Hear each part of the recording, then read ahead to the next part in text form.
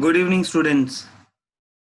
We'll study today internal reconstruction of TY BCom SEM 5th. Question number 2.2. The following is a balance sheet of Godfrey Limited as on 31st March 2018. Assets, goodwill, patent, trademark, building, plant and machinery, furniture, stock, debtor, cash at bank, cash in hand, profit and loss, preliminary expenses.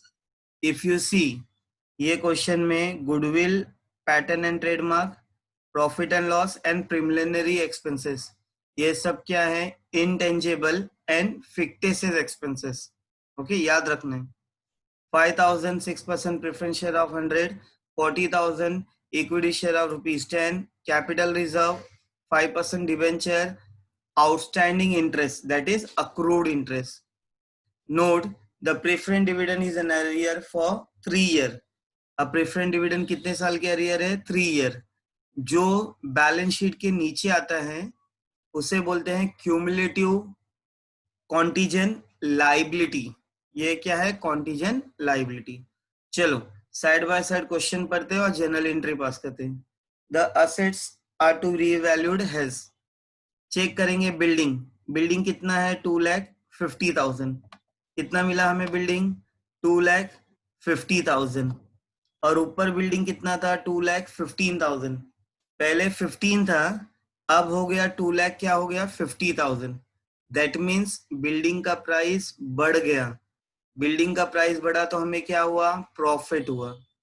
Okay. Plant and machinery, new price 2,25,000. पहले कितना था? 2,55,000. मतलब पहले के compare से plant and machinery का price क्या हो गया? कम हो गया. जब प्लांट एंड मशीनरी का प्राइस कम हो गया तो अपने लिए क्या हुआ बेटा? लॉस. नेक्स्ट, फर्नीचर कितना था? 60,000. आज फर्नीचर कितना हुआ? 55,000. मतलब फर्नीचर का भी प्राइस क्या हो गया? कम हो गया. तो अगेन अपने लिए क्या हुआ? लॉस. स्टॉक पहले कितना था? 90,000. आज स्टॉक का प्राइस कितना हुआ? 80,000. दैट इज स्टॉक का प्राइस कम हो गया. अगेन स्टॉक क्या हो गया? लॉस. नेक्स्ट, पहले डेटर कितना था अपने पास? 75,000. आज डेटर कितना हुआ? 70,000. मतलब अगेन डेटा का प्राइस भी क्या हुआ? कम हुआ. जब डेटा का प्राइस कम हुआ तो अगेन अपने लिए क्या हुआ? लॉस. अब सबको पता है कि लॉस हमेशा कहाँ आते हैं? डेबिट साइड में. और लॉस किसको देते हैं? कैपिटल रिडक्शन को. तो क्या एंट्री होगी? Capital reduction account debit. क्योंकि अपने लिए क्या हुआ? लॉस. 2. अब मुझे बताओ किस किस के ऊपर लॉस हुआ? Number 1 stock. मैं कहां से लिख रहा हूं? यहां से, जो साइड में मैंने वर्किंग किया. पहले स्टॉक कितना था? 90,000. यहां लिख रहा हूं स्टॉक 90,000 माइनस नया प्राइस स्टॉक का कितना हुआ? 80,000. दैट इज पहले 90 था, आज हो गया 80,000. तो अपने लिए क्या हुआ? लॉस. कितने का लॉस हुआ? 10,000. नेक्स्ट, स्टॉक के बाद क्या है अपने लिए? स्टॉक के बाद क्या था अपने लिए? प्लांट. एंड इधर क्या दिया? नंबर 1 बिल्डिंग दिया. तो पहले बिल्डिंग से स्टार्ट करते हैं.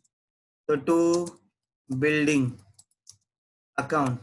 अब बिल्डिंग अकाउंट में हमें क्या हुआ था? प्रॉफिट हुआ था, इसलिए मैंने बिल्डिंग नहीं लिख रहा हूं यहां. चलो, स्टॉक के बाद क्या मिला? Plant and machinery. तो यहां लिखता हूं प्लांट एंड मशीनरी. अब मुझे बताओ पहले प्लांट एंड मशीनरी कितना अमाउंट था? 2,55,000 माइनस नया प्लांट एंड मशीनरी का प्राइस कितना है? 2,25,000. दैट मीन्स कितने से कम हो गया? कितने से कम हो गया? 30,000 से. यहां मैं लिखूंगा 30,000. नेक्स्ट, प्लांट के बाद क्या है? फर्नीचर. तो 2 फर्नीचर. अब मुझे बताओ ओल्ड प्राइस कितना था पहले फर्नीचर का? 60,000. तो यहाँ लिखूंगा 60,000 माइनस नया प्राइस कितना है फर्नीचर का? 55,000. 55,000. अब 60,000 में से 55,000 गया तो कितना बच गया अपने लिए? 5,000। नेक्स्ट, फर्नीचर के बाद क्या है? स्टॉक। तो लिखूंगा टू स्टॉक। स्टॉक का भी प्राइस क्या हो गया अपने लिए? कम हो गया था। पहले बताओ, पहले स्टॉक कितने का था? 90,000 माइनस आज स्टॉक कितना हुआ? 80,000। यहाँ से दिख रहा है 80,000 पहले एंड आज, तो 80,000। तो 90,000 में से 80,000 गया तो कितना बच गया? 10,000। नेक्स्ट, स्टॉक के बाद हो गया पूरा। स्टॉक के बाद क्या है? डेटर। तो टू डेटर। चेक करते हैं, पहले डेटर कितना था अपने पास? 75,000। ओल्ड बैलेंस शीट में हमेशा चेक करना है। पहले डेटर कितना है? 75,000। आज डेटर कितना हुआ? 70,000। दैट इज कितने का लॉस हो गया हमें? 5,000 का लॉस हो गया। ओके, 5,000 से क्या हुआ? अपना डेटर कम हो गया। तो अब मुझे बताओ नरेशन क्या होगा? Being assets reduce. क्या हुआ अपने लिए? असेट्स क्या हुआ बेटा? रिड्यूस हुआ, क्योंकि असेट्स का प्राइस क्या हुआ? नीचे कम हो गया। तो यहाँ लिख रहा हूं बीइंग असेट्स रिड्यूस, प्राइस क्या हो गया? कम हो गया। और जब प्राइस कम होता है तो अपने लिए लॉस है। चलो, point number 2, intangible and, okay, point number 2 के पहले बिल्डिंग का कर लेते हैं। बिल्डिंग करने के वक्त क्या हुआ था? प्रॉफिट हुआ था। एंड प्रॉफिट सबको पता है हमेशा किधर आता है? क्रेडिट साइड में। तो टू कैपिटल रिडक्शन। अब ये मुझे बताओ प्रॉफिट किसके ऊपर हुआ था? बिल्डिंग के ऊपर। तो क्या लिखूंगा? Building account debit. अब मुझे बताओ बिल्डिंग पहले कितने के थे? पहले बिल्डिंग कितने के थे? 2,15,000 के थे। माइनस नया बिल्डिंग का प्राइस कितना हुआ अपने लिए? 2,50,000। That is 2,50,000। कितने से बढ़ा? 35,000 से बिल्डिंग का प्राइस क्या हुआ? बढ़ गया 35,000। यहाँ भी लिखूंगा 35,000। नरेशन लिखते हैं, being increase in the value of building. Building का प्राइस क्या हुआ अपने लिए? बढ़ गया, प्राइस बढ़ गया था। Adjustment number 3, adjustment number 2, intangible and fictitious assets should be written off। अब जब भी हम intangible assets and fictitious assets written off करते हैं तो अपने लिए क्या होता है? लॉस। तो सबसे पहले लिखूंगा लॉस क्या आता है? डेबिट साइड में। तो कैपिटल रिडक्शन अकाउंट डेबिट, क्योंकि अपने लिए लॉस हुआ, हम जब उन्हें रिटर्न ऑफ करेंगे तो लॉस। अब मुझे बताओ इंटेंजिबल एंड फिक्टिशियस एसेट्स कौन कौन से? Number 1, goodwill account. कितना था गुडविल? ओल्ड बैलेंस शीट में चेक करो, 80,000 था। नेक्स्ट, गुडविल के बाद क्या है? Patent and trademark. To patent and trademark. कितना था पैटर्न एंड ट्रेडमार्क्स? 20,000। ये सब हमें क्या करना है? रिटर्न ऑफ करना है। फिर इसके बाद आ जाओ प्रॉफिट एंड लॉस। तो to profit and loss account. कितने का प्रॉफिट एंड लॉस हुआ था हमें? 4 लाख का। नेक्स्ट, उसके बाद क्या है लास्ट में? Preliminary expenses. तो टू प्रिलिमिनरी एक्सपेंसेस। कितना था प्रिलिमिनरी एक्सपेंसेस? 1 लाख का। नरेशन क्या लिखूंगा? बीइंग इंटेंजिबल, जो क्वेश्चन में रहेगा वही लिख सकते हो, being intangible and fictitious assets written off। Okay, चलते हैं नेक्स्ट पे। Preference share shall be converted into 7% preference share of ₹50। पहले ओल्ड प्रेफरेंस शेयर कितने के थे? 6%। आज वही प्रेफरेंस शेयर कितने हुए? 7%। तो सबसे पहले हम क्या करते हैं? ओल्ड वाले प्रेफरेंस शेयर ले लेते हैं। तो एंट्री क्या होगी अपनी? 6% preference share capital account debit. पहले हमने ओल्ड प्रेफरेंस शेयर लिए। अब मुझे बताओ ओल्ड प्रेफरेंस शेयर कितने के थे? 5000 इंटू कितने के थे? ₹100 के थे। तो 5000 इंटू 100 करेंगे तो कितना हुआ? 5 लाख। चलो अब हम उसे क्या दे रहे हैं? 2 नया प्रेफरेंस शेयर दे रहे हैं। कितने परसेंट के? 7% के। 2 7% प्रेफरेंस शेयर कैपिटल अकाउंट। कितने शेयर थे अपने? 5000। हमेशा याद रखना नंबर फिक्स रहते हैं। 5000 इंटू कितने रुपए में दे रहे हैं? ₹50। दैट मीन्स 100 रुपए की चीज कितने में दे रहे हैं? 50 में। अगर हम लाइबिलिटी कम देते हैं तो अपने लिए क्या होता है? Profit.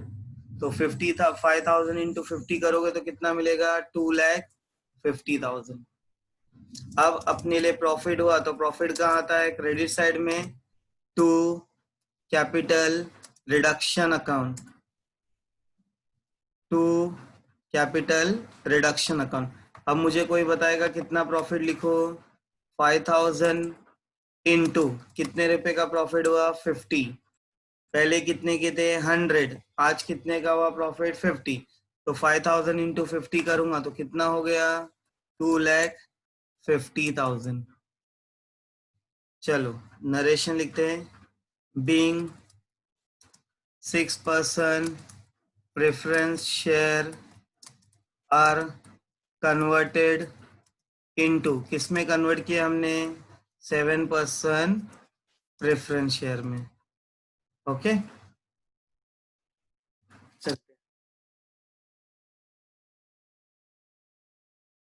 Equity share shall be reduce to ₹3। अब मुझे बताओ पहले इक्विटी शेयर कितने के थे? ₹10 के। और आज कितने के इक्विटी शेयर हुए? ₹3। मतलब ₹10 का शेयर ₹3 में कन्वर्ट हुआ। दैट मीन्स ₹7 का क्या हुआ? हमें प्रॉफिट हुआ।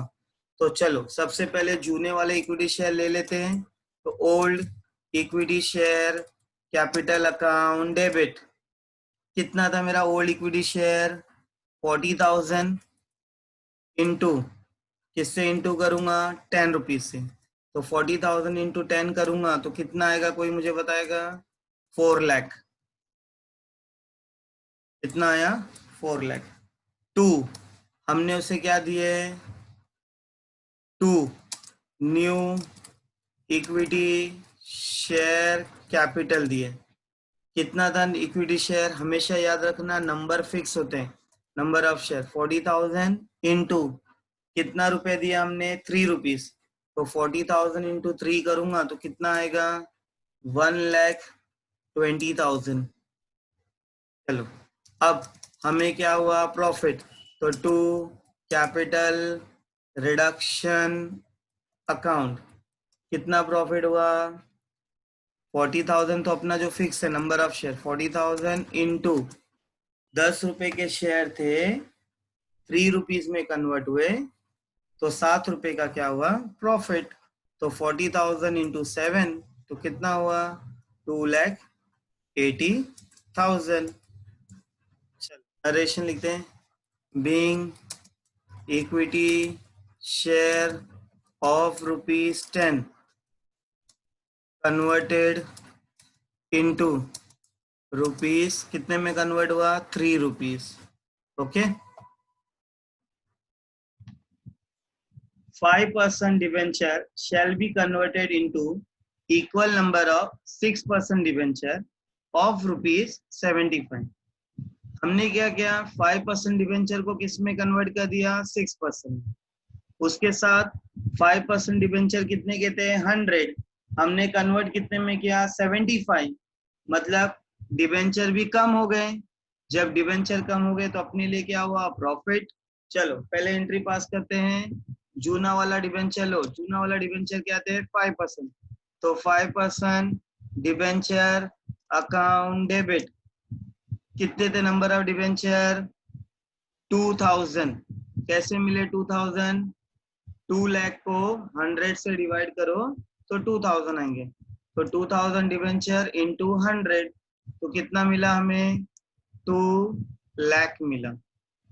नेक्स्ट, 5% डिवेंचर को हमने कितना दिए, 2। कितना डिवेंचर दिए हमने, 6%। To 6% debenture account. चलो मैंने हमेशा बताया नंबर ऑफ डिवेंचर क्या हो गए, फिक्स हो गए। 2000 इंटू कितने में कन्वर्ट हुए, 75। तो 2000 इंटू 75 करूंगा तो कितना आएगा, 2000 इंटू 75, 1,50,000। अब हमें प्रॉफिट हुआ, तो प्रॉफिट हमेशा किधर आता है, capital account to capital reduction account, क्योंकि प्रॉफिट हमेशा क्रेडिट साइड में आते हैं। मुझे बताओ प्रॉफिट कितने के हुए, 2000। पहले 100 के डिवेंचर थे, कन्वर्ट हो गए 75 में, तो प्रॉफिट कितने का हुआ, 25। तो 2000 इंटू 25 कितना होगा, 50,000। नरेशन क्या लिखो, बीइंग बीइंग 5% डिवेंचर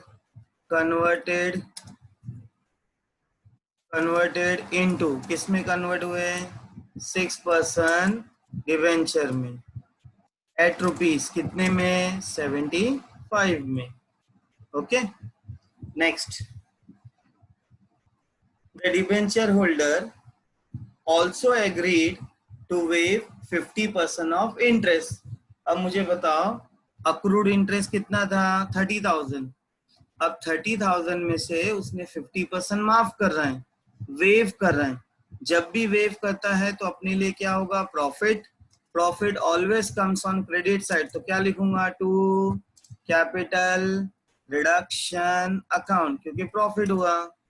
मुझे बताओ कितने थे, 30,000 इंटू कितने का था बेटा, 50%। 50% वो क्या करें, कैंसिल करें।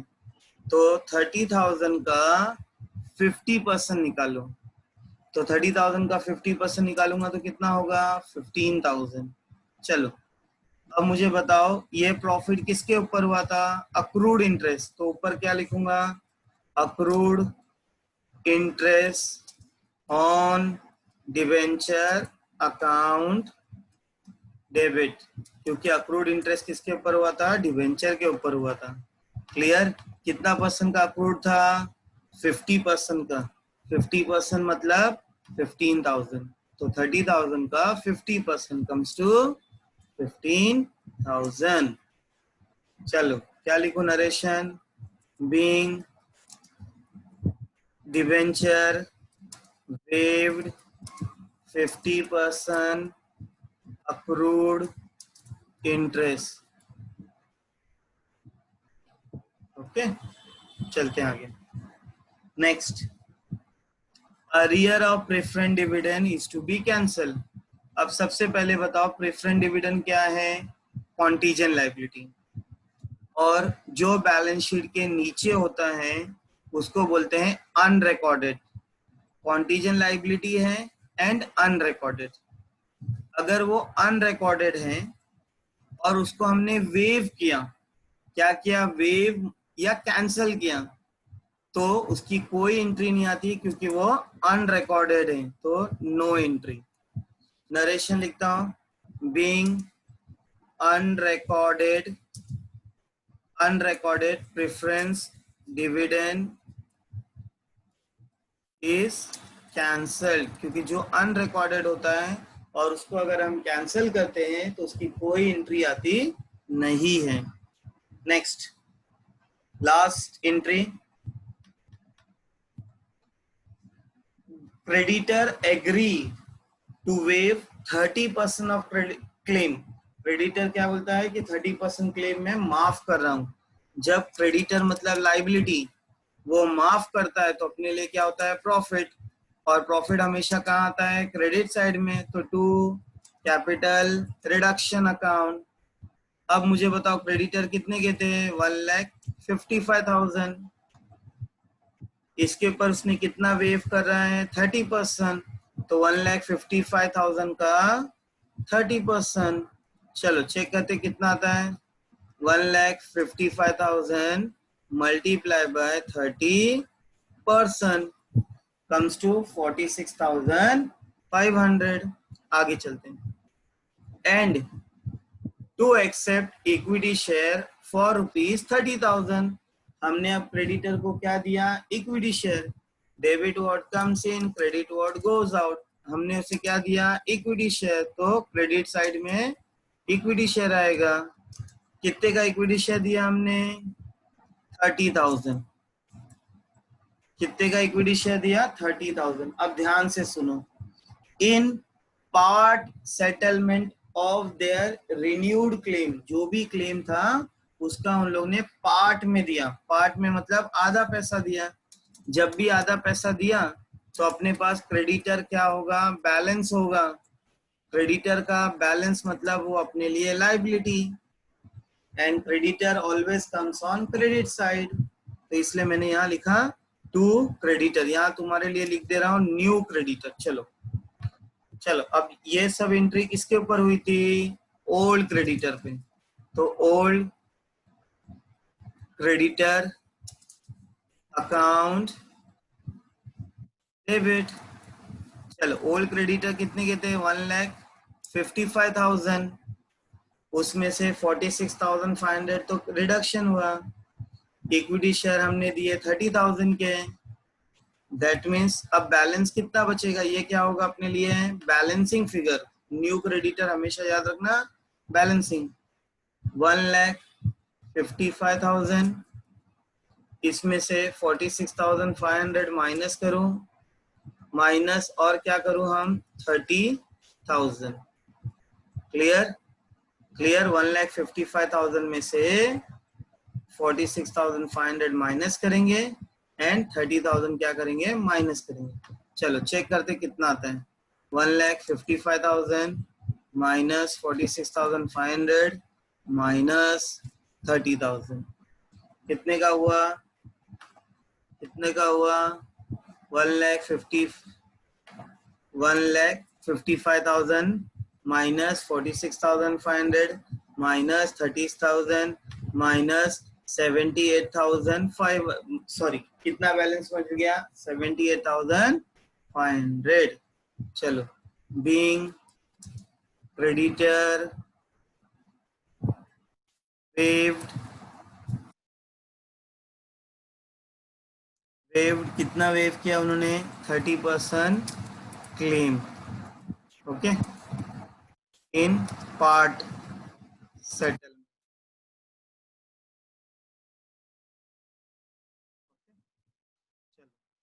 अब before completing all the journal entry you have to prepare capital reduction. क्योंकि जब तक कैपिटल रिडक्शन नहीं बनेगा तब तक कैपिटल रिजर्व नहीं मिलेगा। एक एंट्री हमेशा पेंडिंग होती है। वो कब पूरा होगा, जब हम कैपिटल रिडक्शन अकाउंट बनाएंगे। ओके, तो let we go for a capital reduction account. चलो will start with a capital reduction account. Check करते हैं फर्स्ट एंट्री में। फर्स्ट एंट्री में कैपिटल रिडक्शन कहाँ है, डेबिट साइड में। अगर कैपिटल रिडक्शन डेबिट साइड में है तो ये जितनी भी एंट्रीज हैं ये सब कहाँ आएगी, कैपिटल रिडक्शन के डेबिट साइड में आएगी। I have already done this, I am removing this. चलो फर्स्ट एंट्री कहाँ आएगी हमें, ये जो भी एंट्रीज थी कॉपी कर रहा हूं मैं, capital reduction account debit side. तो दैट इज डेबिट साइड में आना है। यहाँ लिखना है टू स्टॉक। कितना था स्टॉक अपने लिए, 90,000 का था, आज हो गया 80,000 का न्यू प्राइस, तो हमें लॉस हो गया। Same way plant and machinery कितने का था, 2,55,000, उसको कितने में कन्वर्ट किया हमने, 2,25,000 कम हो गया, तो अपने लिए क्या हुआ, लॉस। सेम डेटर कितने के थे 75,000 के। अब डेटर अपने जब 75,000 के थे कन्वर्ट होके कितने हुए 70,000 में, तो अपने लिए यहाँ क्या हो गया लॉस, क्योंकि उसका प्राइस क्या हो गया कम हो गया। चलो चेक कर लेते पीछे से ही हमें अमाउंट मिला है, यही अमाउंट को क्या कहते हैं हम कॉपी कर लेते हैं।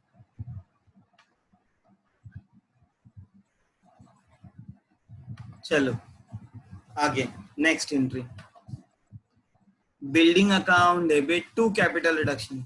If you see carefully capital reduction कहाँ है क्रेडिट साइड में, तो इसलिए हमने क्या किया एंट्री कहाँ पास करेंगे क्रेडिट साइड में। यहाँ क्या लिखूंगा बाय बाय बिल्डिंग अकाउंट। अब मुझे बताओ कितना था अमाउंट 2,50,000 में से 2,15 गया तो कितना बच गया 35,000।